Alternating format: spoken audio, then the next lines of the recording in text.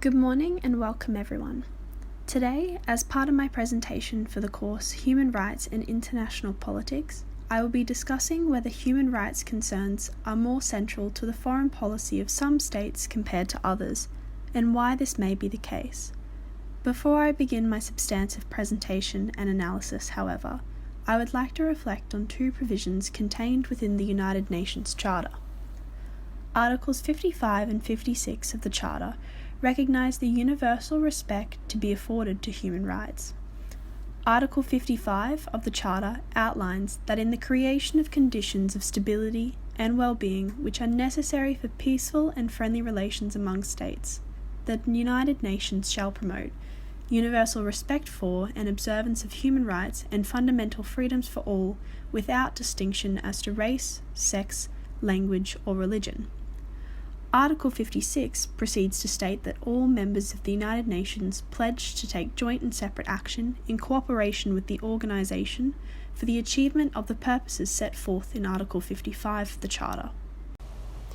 This presentation is concerned with how states take joint and separate actions in the pursuit of human rights for all, and contemplates whether some states place human rights at the forefront of their foreign policy more so than others. In this presentation, I will discuss scholarly opinions on a hierarchy of rights compared with the perceptions and views of human rights from various states. Next, the function of the Human Rights Council and how it encourages human rights recognition, followed by a comparison of human rights concerns from both the East and the West, and how human rights violations affect global relations before concluding. The reason I have chosen to commence this presentation with a discussion of scholarly opinion on a hierarchy of rights is based on the idea that human rights, rather than being universally recognised, are perceived differently by certain nations. French jurist René Cassin considered the rights contained within the Universal Declaration of Human Rights and analogized its structure with that of a Greek temple. There are 4 columns, a pediment, and a foundation. The 4 columns represent 4 clusters of rights that can be placed within a hierarchy. The rights of man are paramount, followed by civil and political rights, social and cultural rights, and collective rights are all-encompassing. This interpretation represents the perception that human rights are more so a Western imposition than an imposition from the East. Rather, the true human rights that must be preserved at all costs are those belonging to man, and rights such as civil, political, social, and cultural rights are subsidiary to these and may be limited or derogated from. For example, in the United States, surveillance and data protection is subject to ongoing debate, and whether this conflicts with an individual's right to privacy, as recognised within Article 17 of the International Covenant on Civil and Political Rights. Section 702 of the Foreign Intelligence Surveillance Act was reauthorized by Congress earlier this year and permits the surveillance of those overseas. This was reauthorized in order to combat what former US President George W. Bush described as the War on Terror.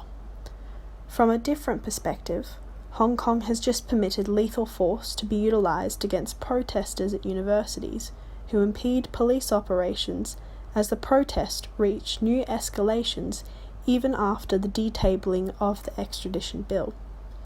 This demonstrates a right falling within the category of a civil and political right attempting to be protected by the West, compared to a right of man fighting to be protected by the East. Next, I will consider the influence of the United Nations Human Rights Council.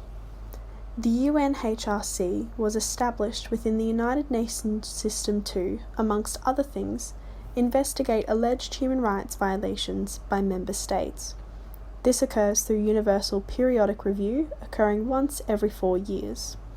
Each state is presented with the opportunity to present to the Council measures taken to improve the human rights situations within their territory in order to meet international standards before issuing its report.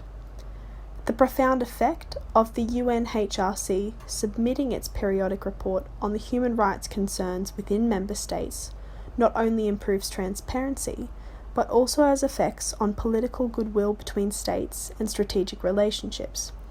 As a result, the fulfillment of certain human rights obligations is more paramount for certain states in order to succeed in their foreign policy goals. Previously, Australia had submitted its sixth report to the UNHRC with regard to its treatment of Aboriginal and Torres Strait Islander people. The United Nations had criticised Australia for mistreatment of Aboriginal and Torres Strait Islander peoples and recommended Australia to improve its national legislation to address youth detention within the Northern Territory, the Closing the Gap strategy, and Indigenous recognition in Parliament.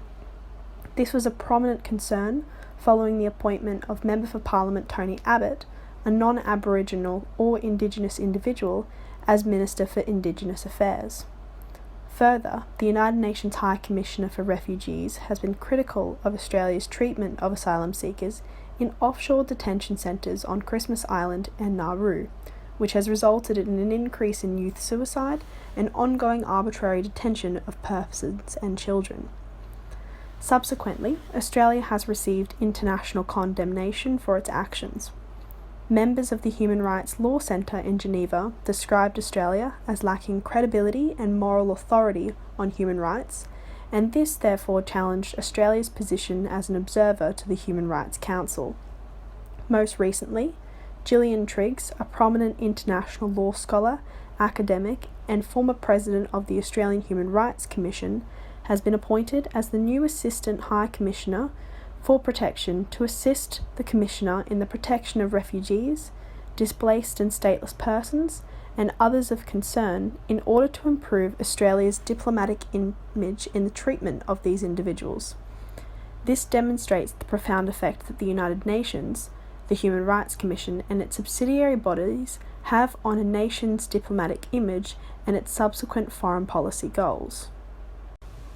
To aid in this presentation, I will now discuss case examples of situations where human rights have positively and negatively affected the foreign policy goals of certain nations.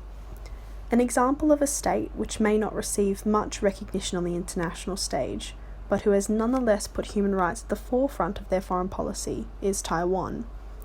Over the last 20 years, the forefront of Taiwan's foreign policy has been international recognition as an autonomous state by other nation-states. Taiwan has attempted to achieve this through progressive and democratic policies. Most notably, these policies rose exponentially following the appointment of Tsai Ing-wen as President of Taiwan and the leader of the Democratic Progressive Party. Since then, Taiwan has increased its minimum wage 4 times, legalized same-sex marriage, and implemented domestic legislation to recognize the provisions within the international covenants, despite the UN Secretary-General rejecting Taiwan's attempt to deposit the ratification instruments.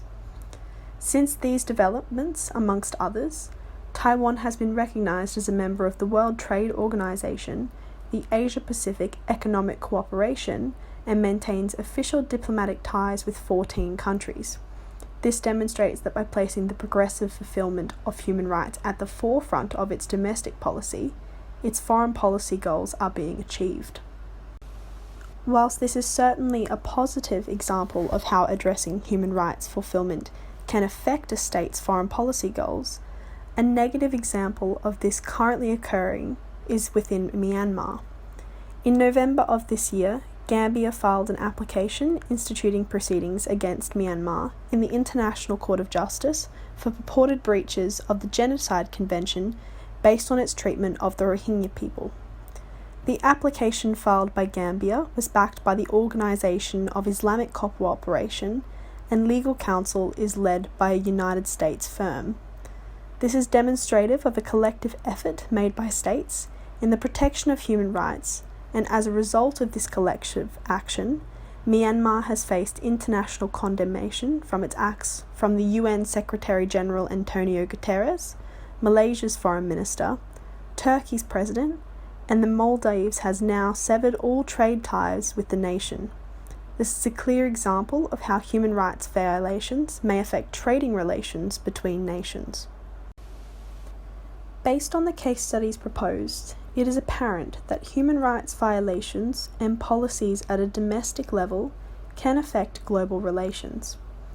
Australia's poor treatment of asylum seekers has affected its reputation within the Human Rights Council, whilst on the other hand, Taiwan's efforts to recognise human rights have elevated its status within the international community. Myanmar is a key example of a country where collective action is being taken in order to prevent further genocidal acts from occurring, and therefore undermining Myanmar's economic foreign policy through severing trading ties. One point to recognise with each of these examples is the type of rights that are either being protected or infringed. In Australia and Myanmar, infringements to the rights of man have resulted in international condemnation, and at least on Australia's part, integration of efforts into their domestic and foreign policy to improve its diplomatic image. On the other hand, Taiwan's protections are in relation to economic and social rights, which have elevated its status to participate in international forums. What these case studies inform us is that non-recognition of fundamental human rights may have more of a disastrous impact on a state's foreign policy goals and diplomatic image. Accordingly, those states who face this predicament should be more prepared to put human rights at the forefront of their foreign policies to avoid international condemnation. Ultimately, the question of whether some states place human rights concerns at the central of their foreign policy more so than others is answered based on whether continued international violations will affect long-standing relationships, a state's diplomatic image, political goodwill, or will affect rights that are not subsidiary to those afforded jus cogens status. The examples of human rights concerns within Australia, Taiwan, and Myanmar highlight this, and demonstrate that certain states focus on certain human rights more so than others, but not necessarily a focus holistically on the idea of human rights for all. Thank you for listening.